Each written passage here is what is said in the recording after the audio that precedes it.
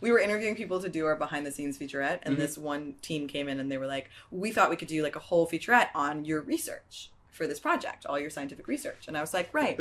So it would be a 3-second behind the scenes featurette, because I did zero research. I knew that if I couldn't pretend to go into any sci-fi thing. It's something that the audience just has to swallow. Well, it's an element of magic. And I think it would have been you know, to use the word incongruous with a romantic comedy. It would have gotten in the way of that. I mean, it's funny, the film that we've also covered on the show that's also indie, that deals with time, that rhymes with your film, Primer.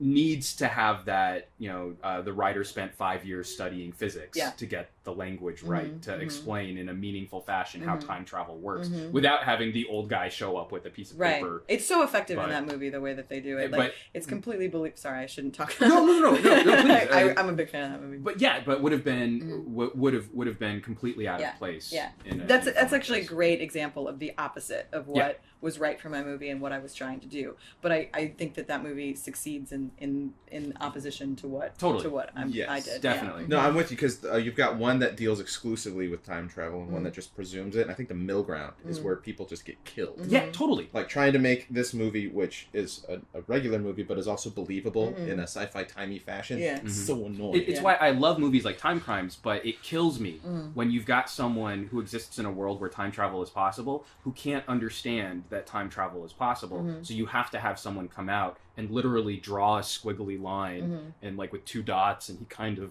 like Google Maps it for you. And like, you know, we've already, you know, as the audience, you're already 10 steps ahead, and it just, I can't get over it. The movie's dead. The movie is dead in the water at that point. Well, what was the response like from like really sci-fi oriented people? Well, that's what's been really fantastic, and I feel incredibly grateful for. We started our festival run at Tribeca last year, and we did a domestic run. We're still actually in domestic festivals, but the first big festival that we did internationally was a festival in Sitges, Spain, and it's a fantastic fest. And someone recommended it to me, and I was like, great, you know, we'll submit, sure. And that sparked off all of these sci-fi festivals exclusively in Europe. We did the Science Plus Fiction Film Festival in Italy, and I'm going to Brussels tomorrow. Well, a few weeks ago. Whoa! I went to Brussels. It was awesome. Do you have a piece of paper? You're going to an old gray-haired guy come out and explain how he'll be here in a second. Works. So Brussels and Amsterdam, which are both sci-fi festivals, and those communities have embraced the film in a way that has been really gratifying to me, because most people look at the film and they see a romantic comedy with like a little quirky, weird sci-fi twist. But for me, it started in the sci-fi world, because that's my jam. That's what I'm into. And so my people see that. So we went to this festival called the Science Plus Fiction Festival in Italy that was so great. And it was all like zombie movies and apocalypse movies and all this awesome stuff. And I met all these great filmmakers, and then we won the audience award. Like, nice. My little romantic comedy won the audience excellent. award. And I was like, that's so great, because they don't exclude it because it's romantic comedy. They embrace the sci-fi nature of it. That's really kind of exciting, great, because I think there's something really refreshing. For example, right now, I mean, I think we're seeing some of the best dystopian fiction I think that's ever been created, but it can wear you out a little bit. I mean, I understand why James Cameron made Avatar so bright. You know, we get tired of everything being shades of grays and rusted brown and stuff like that. And so I mean, that actually is kind of refreshing to hear that it has been getting a positive response. From hardcore sci-fi people. I was happy that the timer just existed in the world. Whereas trying to tell that story in the advent of the timer would be extremely difficult and maybe even really frustrating. We're just assuming its presence. Well, and also, I mean, I really had to appreciate the opening title sequence with like sort of the news blips, and we got to see sort of a timeline of it without, again, having a salesperson explain everything about the time, because your movie's dead in the water at that point. And I that was actually inspired by Zack Snyder's Dawn of the Dead credit sequence. Yeah! Which is so awesome and so concise. Awesome. And I was like, that's what I want to do. I know I need to answer some questions, but I don't want to stop and answer questions. I love that you took it to the Snyder remake too. Yeah, that's well, legit. Nicely done. Because it was like it was a lot of stock footage, and it was done in such an artful way, and I loved it. It cuts to black for the actual credits, and he does the credits are like they're red and they kind of go to blood, and so I was like, what is the TiMER version of that? So then we came up with the thing of like the numbers the letters turn into numbers, and and that all the names have timers, you know. So, but also yeah, a slightly scathing, like Down with eHarmony vibe. yeah. I mean, the idea is that it's like the next evolution of computer matchmaking, or like computer matchmaking, like internet dating. So we looked at all those sites and used that for like production design influences. But yeah, Dawn of the Dead. I mean, I just was like, obviously it's not zombies, but I wanted to do use the same device. So yeah. Mm-hmm. Well, it's just because we had that conversation about vampires. You know, it gets really hard to sell a movie where you exist in a world that has vampires. So why do you need to have a character that is explained what vampires are? Right. You know, and it's always that sort of fear as a filmmaker, in my opinion, that one person out in the cheap seats in your theater isn't going to get it, and they're going to write a bad review on a blog or something like that. So you have to put in and this is how vampires work. Right. Really? Yeah. No, we know how vampires work. Yeah. And I think when you give the audience the benefit of the doubt, I think it's a much stronger story for what's going on. It's hard to do.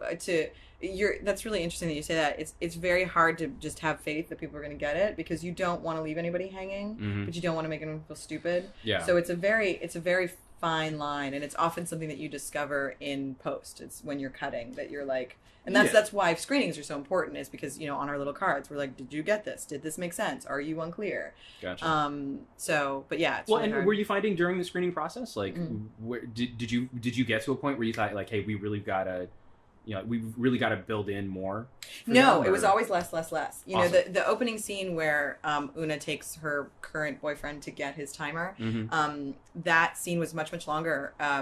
There were a lot of sort of excess details, because I didn't go into the science of the timer, but I went into the practicality of the timer. I if you have any questions about how the timer works, I can answer it, because I need it to. You know, like, what happens if you've already met your soulmate and you get your timer? Like, I have that one. Yeah, the next time you see them, it goes off. Oh. Because it's eye contact. It's all about eye contact. Oh. But so in that first scene, there was a lot of that kind of like, you don't like that? Lee did a lip bite. We'll talk about that later. Nobody knows what that means. I don't know what that means. But yeah, so there was a lot more sort of catching all those sort of hanging chads, I guess. Yeah. But we started pulling it out for pacing, because no one was like, pull that out. We just started lifting things here and there, and then we would ask our viewers, did you miss this? Was this unclear? And most people would be like, oh no, that never occurred to me. And we're like, okay, great, then we don't need to have that in there. So the current sort of marketplace with selling movies is very, very, very much in flux, and nobody really knows what's going on. So we made the very bold and very risky decision not to do an all rights sale. That's traditionally how movies are sold, is you're just like, hey, take all my platforms. Platforms being video on demand, cable, DVD, and theatrical. So you broke the mold? We broke the mold, and we broke up our platforms, and we sold them individually. It's called a hybrid distribution. It means that the filmmakers have more direct access to the revenue, but it means that we're doing all the work. Yeah. So we're promoting our own movie. So that means if you support my movie, not only are you supporting the film, but you're supporting the empowerment of independent filmmakers. Do you realize you had to go with a business plan that sounds a little sci-fi? It's called the hybrid method. It looks like this. Traditionally, there's one line. Then there's 6. That's what I did. That's why I did it. Yeah. Mm-hmm. So that you could draw on pieces of paper to come in with the whiteboard and do the thing. And the movie's on Tribeca Film. Yes, Tribeca Film Video on Demand. Video on Demand. Yes. That's exciting. Yes. DVD at the end of June. Yes, and it'll be Netflix. We think it's going to be Watch Instantly, but available on Netflix and in some stores. I think like maybe Walmart. I'm not sure.